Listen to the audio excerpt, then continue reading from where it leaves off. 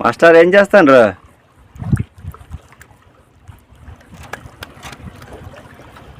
బ్రహ్మర్షి పితామహ పత్రిజీ సార్ చెప్పిన ధ్యానం నేను చేస్తున్నానండి. ధ్యానం చేస్తే ఏమొస్తుంది అండి? ధ్యానం చేస్తే ఏది రాదు, అన్నీ పోతాయి. ఏం పోతాయో? మనలో ఉన్నటువంటి ఫస్ట్ మన శరీరంలో ఉన్నటువంటి రోగాలు పోతాయి. తర్వాత మనలో ఉన్నటువంటి అరిషడ్ వర్గాలు పోతాయి, అష్టమదాలు పోతాయి. మెయిన్ అన్నిటికీ కారణమైనటువంటి దుఃఖం పోతుంది.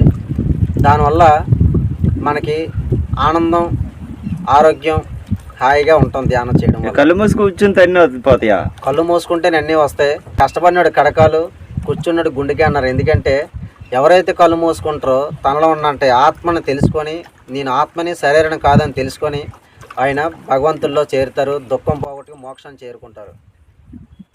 అది కళ్ళు మూసుకోవడం వల్ల. కళ్ళు తెరిస్తే ఏవే రాదు, కష్టాలే. కళ్ళు తెరిస్తే, కళ్ళు మూస్తేనే సుఖాలు.